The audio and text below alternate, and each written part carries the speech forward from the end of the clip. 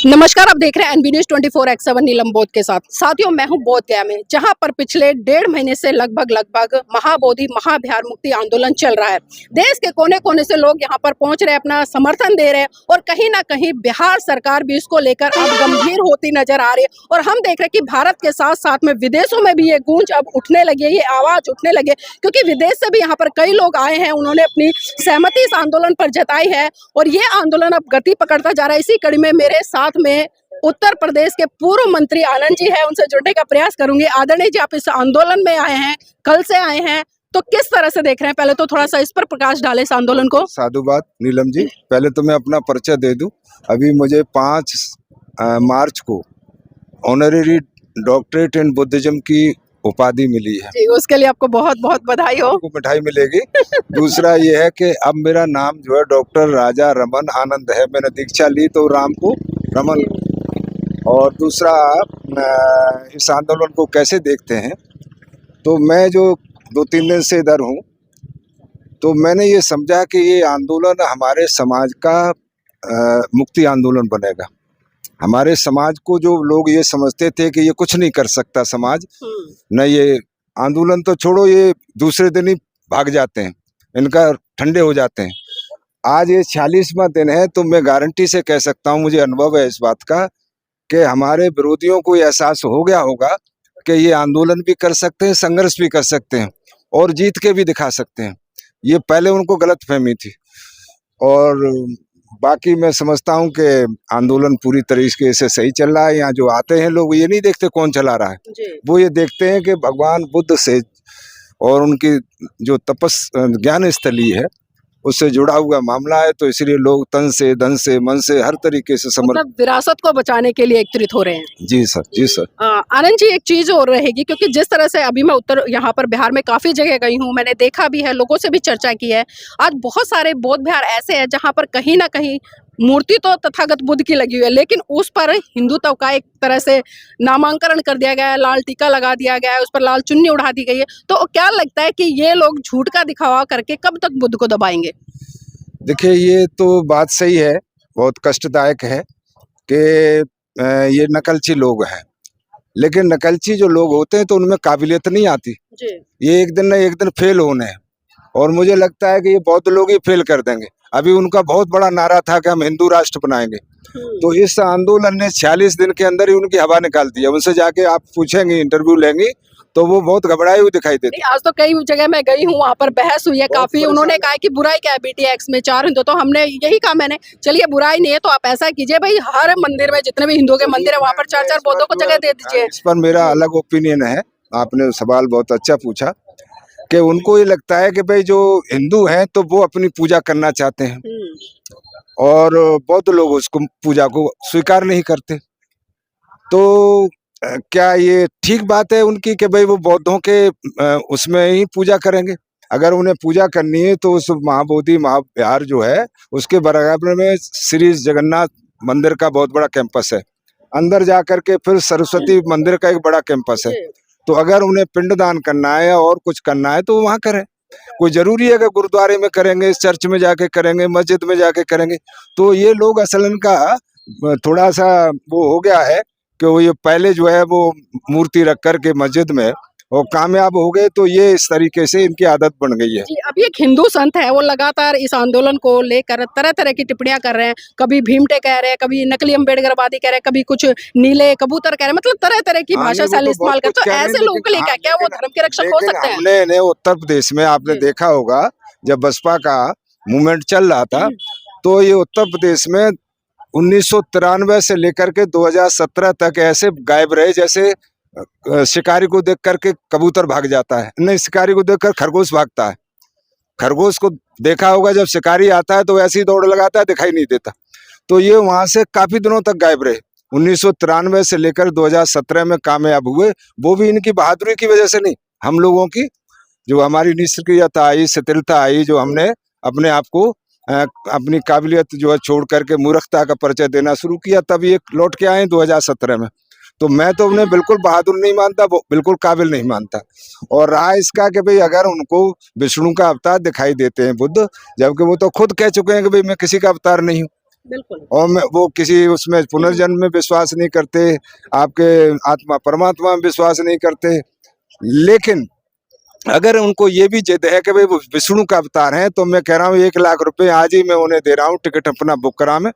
2-4 लोग, वियतनाम एक छोटा सा कंट्री है, मैं घूम के आया हूँ वहां जाकर के वियतनाम में ये बुद्ध को विष्णु का अवतार बना के बता के दिखा दें ना, इनके सारे कपड़े उतरवा लें वो, तो आप मेरी बल्दियत बदल देना। वियतनाम छोटा सा कंट्री है, 20 साल तक वो अमेरिका से लड़ा। वैसे बहादुर लोग हैं, मैं देख के आया, मतलब वहाँ कोई भिखारी नहीं मिलेगा आपको। तो इनका तो ये है कि जब तक हम लोग खड़े नहीं हुए हैं तब तक ये यहाँ दिखाई दे रहे हैं। जैसे उत्तर प्रदेश में खड़े हो गए थे तो मैंने बताया आपको कि जैसे खरगोश भागता है ऐसे ही भागते हैं ये। जी, अच्छा डॉक्टर आनंद जी, हम देखते हैं जब मस्जिद या मंदिर इनकी बात चलती है तो तमाम प्रवक्ता गोदी मीडिया के भो भो करने लगते हैं और इतनी डिबेट चला देते हैं रात दिन, मतलब लोगों को पागल कर देते हैं कि हिंदू मुसलमान। लेकिन इतना बड़ा महाबोधि आंदोलन चल रहा है, ना तो इस पर कोई मेन स्ट्रीम मीडिया पर डिबेट चल रही है, ना ही कोई नेता आकर इस पर अपनी बात रख रहा है, और ना ही देश के प्रधानमंत्री जी या यहाँ के वर्तमान मुख्यमंत्री नीतीश जी वो कुछ बोल रहे हैं। तो क्या लगता है, ये राजनेता सिर्फ दोगली बातें करते हैं या? आपकी बात बिल्कुल सही है, मैं समर्थन करता हूँ। लेकिन ये जो मीडिया है तो ये सबका मीडिया नहीं है, उसमें बनिए का पैसा लगता है जी। और उसमें ब्राह्मण की कलम काम करती है। तो अब आप अंदाज लगाइएगा वो किसके लिए काम करेगा। हमारा सही मीडिया तो ये जो मीडिया आप लोग चला रहे हैं वही है। लोगों को प्रस्ताव पास कर देना चाहिए कि हमें उनके मीडिया की एक भी बात को न सुनना है और न उनसे कुछ कहना है, क्योंकि वो लोग कभी भी हमें या तो ब्लैकआउट करेंगे या फिर ब्लैकमेल करेंगे। हमारा मीडिया जो ये जो मैं देखता हूँ, काफी अभी मैंने पत्रकार को देखा तो वो सारे लोग फिक्रमंद थे, इसीलिए यहाँ 7 बजे आकर के अपने जुटे हुए थे। आप भी जुटी हुई हैं, मेरे ख्याल से 8 बज रहा है। तो हम लोग इसका टेंशन नहीं ले रहे कि कौन क्या। अब रहा ये सरकार का, तो देखिए सरकार तो इसलिए हम लोगों को अभी कहना चाहिए अंडर एस्टिमेट कर रही है, क्या कहेंगे उसको, नजरअंदाज कर रही है, क्योंकि वो ये समझती है कि ये तो लोग जो 14 अप्रैल के बाद 15-16 अप्रैल में बाबा साहब को भूल जाते हैं। नजरअंदाज नहीं है, मैं आपको बता दूं, कल हम भी डीएम को ज्ञापन देने गए थे तो चर्चा चारों तरफ है। जब उन्हें पता चला दिल्ली से लौटा तो उन्होंने कहा कि बीटी एक्ट को लेकर है, मतलब चर्चा है, ऐसी बात नहीं है, भले वो नासमझ बनकर दिखा रहे हैं। जी, लेकिन आपने कहा कि भाई सरकार का प्रधानमंत्री या मुख्यमंत्री, तो वो ये मान के बैठे हुए हैं कि ये लोग ज्यादा लंबा नहीं कुछ कर सकते। ये जो है 14 अप्रैल को बाबा साहब की जयंती मना करके 20 अप्रैल तक बैठ जाते हैं, भूल जाते हैं, इन्हें पता ही नहीं कि 14 अप्रैल को क्या हुआ था।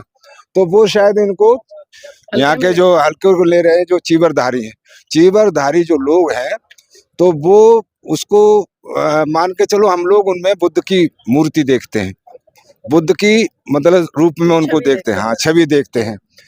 और वो लोग जो है प्रज्ञा करुणा मैत्री के संदेश वाहक हैं, अहिंसा के भक्त हैं।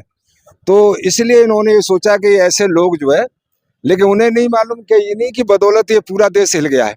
जो मतलब यहाँ जो भिक्खु लोग बैठे हुए उन्हीं की वजह से तो देश हिला। जी डॉक्टर आनंद जी, जाते जाते एक आखिरी सवाल लेना चाहूंगी, इस आंदोलन में आपकी पूरी टीम किस तरह से अपनी भूमिका निभाएगी? हम लोगों ने देखिएगा, हमारे संस्थापक जी धर्म प्रकाश भारती जी हैं, राष्ट्रीय बौद्ध महासभा में भी 2 सितंबर 2017 से मैं गैर राजनीतिक काम कर रहा हूँ, राजनीतिक काम नहीं करता, और यही काम कर रहा हूँ। और मैंने आगे के लिए ये कमिटमेंट भी किया हुआ है कि मैं अब धर्म का ही काम करूँगा, समाज का काम करूँगा, शिक्षा के क्षेत्र में काम करूँगा। हम लोगों ने जैसे ही ये शुरू हुआ तो संस्था की तरफ से 1 लाख रुपए इनको आर्थिक प्रबंधन के लिए, तो हमने नहीं भेजा, आपसे कहा, औरों से कहा, उन्होंने अपने आप डायरेक्ट पैसे भेजे, कुछ हमें दिए तो हमने यहाँ भेज दिए। और दूसरा ये कि हमने 10 मार्च को जो उत्तर प्रदेश के आप जो है हमारे कन्वीनर हैं वहाँ, दयाराम मेहरबार एडवोकेट, तो इनके नेतृत्व में मतलब हम लोगों ने वो क्या नाम है, वैसे उस वक्त तो मैं ही था, सॉरी हाँ ये 16 को बने, लेकिन उस वक्त तो मैं ही था। तो हमने जो है करीब 75 जनपद हैं, तो 46 जनपदों में हम लोगों ने मेमोरेंडम दिया था, धरना दिया, प्रदर्शन किया। और उसके बाद जो है आपका अब हमने कमिटमेंट कर दिया है। सुबह हमारे राष्ट्रीय संस्थापक अध्यक्ष जो हैं वो बोले थे कि पैसे के मामले में हम लोग पूरी तरीके से जितना भी आपको पैसा खर्च करना हो करो, यहाँ पैसा पूरा देश दे रहा है, कोई भी आदमी ये नहीं कह रहा कि हम नहीं देंगे पैसे। आपसे जी। कहा है किसी ने? जी, अगर बहुत- आपसे भी कहा जाएगा तो आपको भी पैसे नहीं देने नहीं बिल्कुल, मैं तो तैयार हूँ, देने के लिए दे रही हूँ। तो बहुत बहुत साधुवाद पूरी टीम का। और अभी नवनिर्वाचित हमारे बीच में कुछ पदाधिकारी भी है, उनको भी हम मंगल कामनाएं देते हैं और उम्मीद करते हैं कि जो ये भारत में आंदोलन छिड़ा है ये विश्व स्तर पर इतनी तेज गति पकड़े ताकि जो बीटी एक्ट है वो तुरंत रद्द हो और लोगों को न्याय मिले और जो बौद्ध विरासत है वो बौद्धों के हवाले आए और फिर से वो माहौल भारत में देखने को मिले जो बुद्ध के समय में था, सम्राट अशोक के समय में था। तो साथियों, मैं चाहूंगी आप इस वीडियो को लाइक करें, शेयर करें और कमेंट करना बिल्कुल भी ना भूलें। और जिसने अब तक चैनल को सब्सक्राइब नहीं किया है तो चैनल को सब्सक्राइब जरूर कर लें।